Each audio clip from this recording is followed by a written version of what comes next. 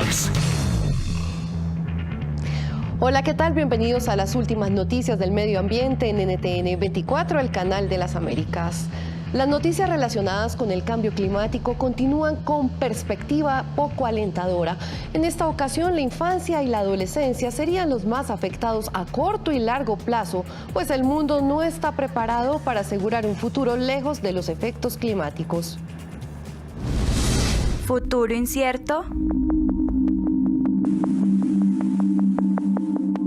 La Organización de Naciones Unidas para la Infancia y la Adolescencia elevó su nivel de alerta sobre el porvenir de menores de edad en todo el mundo, víctimas directas y las más vulnerables del cambio climático.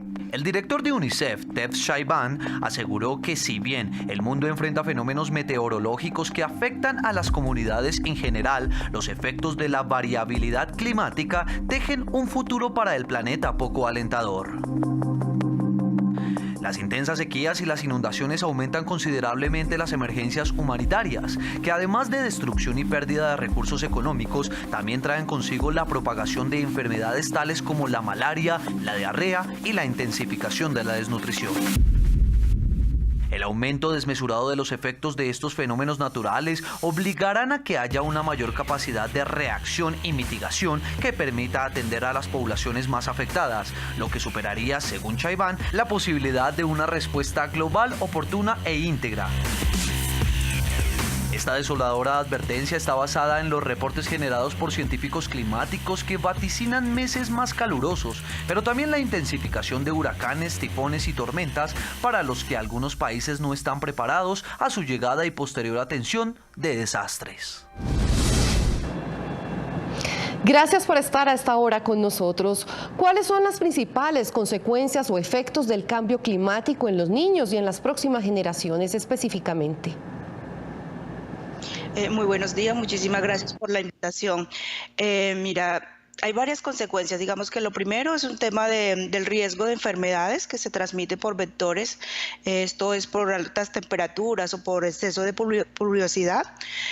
Otro tema es el alto riesgo de desnutrición, especialmente en las poblaciones rurales, porque la capacidad de producir de los pequeños productores se ha ido perdiendo como consecuencia de la variabilidad climática y por ende el riesgo de desnutrición en los menores pues va en aumento.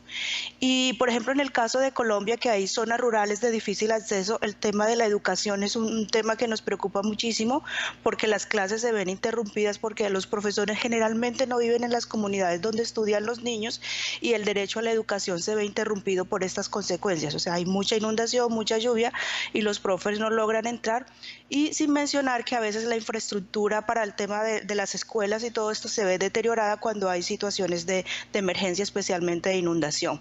Entonces digamos que para nosotros el tema de la salud, el riesgo de desnutrición y el acceso a la educación son las principales consecuencias, y digamos que estamos viendo ahora que padecen los niños como consecuencia de la variabilidad climática. ¿Cuáles son las enfermedades más comunes que han venido intensificándose por culpa de la variación climática a la que está justamente sometida la actual humanidad?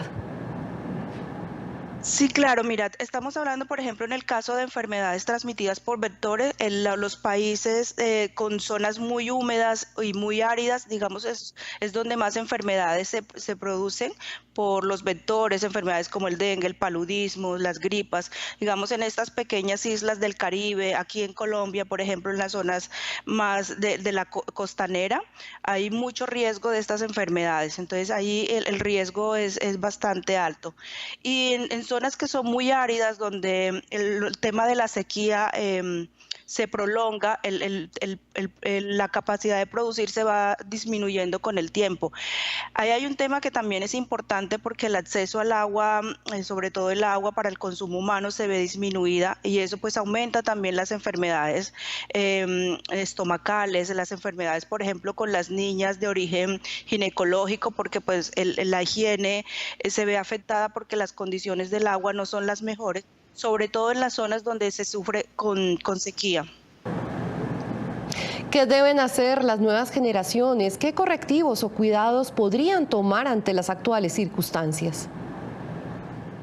Mira, yo creo que tenemos que trabajar fuertemente en un nuevo concepto de desarrollo. Yo creo que a nuestra generación nos vendieron el concepto de tener y que eso era el desarrollo, ¿no? Como adquirir muchas cosas. Entonces yo creo que con las nuevas generaciones hay que trabajar más en el concepto del bienestar. O sea, hay que tener para estar bien, pero no tener en exceso. Y eso nos lleva a trabajar un tema que es el consumo responsable. O sea, tener lo suficiente para vivir bien, para tener bienestar, pero sin tener cosas en exceso. Con los jóvenes hay que trabajar mucho el uso de las tecnologías, o sea, un niño que está pegado 4 horas en una tablet, en un teléfono, que no es significativo, que no es necesario para él, pues el consumo de energía de ese aparato electrónico, pues sí, contamos muchos niños al tiempo haciendo el mismo ejercicio, pues es bastante, ¿no? Entonces ahí yo creo que hay que trabajar mucho en eso.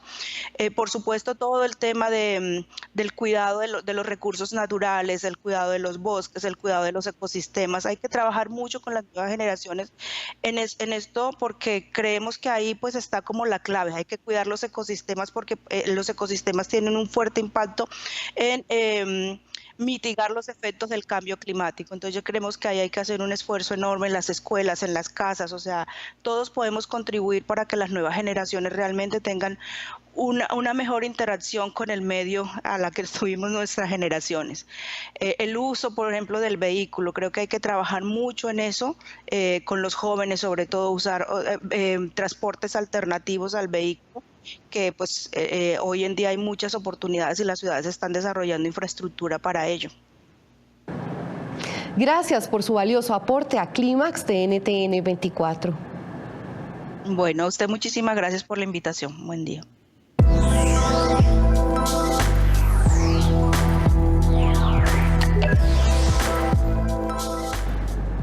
En Kenia construyeron un barco con plástico reciclado. Su estructura posee botellas, cepillos de dientes y chanclas usadas. Curioso ingenio. En la isla Lamu, Kenia, fue construido un curioso barco. Sus creadores usaron plástico reciclado en casi su totalidad. Mientras que para el diseño del casco utilizaron cepillos de dientes, botellas, algunos cubos y miles de chancletas usadas. Este navío, único por ahora en todo el mundo, quiere llamar la atención sobre el inmenso potencial de la reutilización de materiales como el plástico, hoy considerado como uno de los peores enemigos de los océanos. La inauguración del barco de plástico ocurrió hace algunos días en la costa de Lamu, donde navegó una corta distancia. Fueron 2 años para hacer realidad esta creación producto de materiales reciclados, gracias a la colaboración de varios grupos locales que recolectaron en 2 meses unas 30 toneladas de plástico en la playa. 1/3 fue utilizado para la fabricación de la embarcación.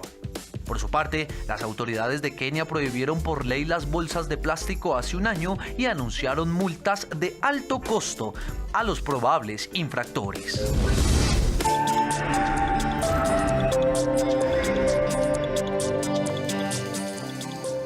Un reciente estudio señala que las altas temperaturas también afectan a especies terrestres y acuáticas. Aumento temperatura versus especies.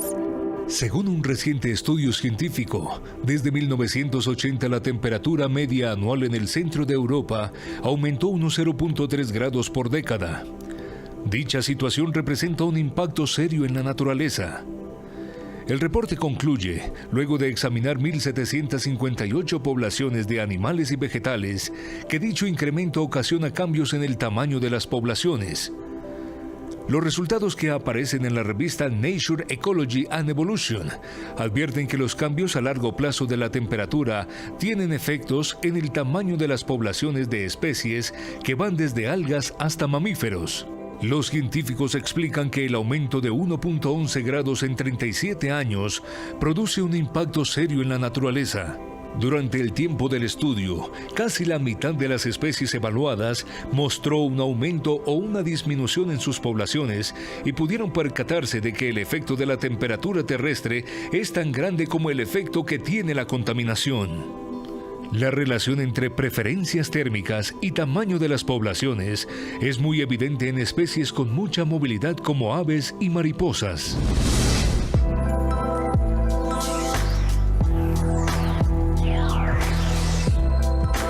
Hola, soy Manuela Beltrán y soy natural porque cuando voy a hacer mercado supermercado, evito pedir bolsas plásticas y llevo mis propias bolsas ecológicas. Hola, soy Felipe y soy natural porque trato de mantener una dieta vegana y comer alimentos que no sean procesados. Mi nombre es Susana de la Hoz y soy natural porque no utilizo pitillo, utilizo el sistema de transporte público de Medellín, es decir, utilizo metro, encicla, buses, camino cuando es necesario, evito el uso del carro y porque cuido el medio ambiente en todas las pequeñas acciones que puedo hacer día a día.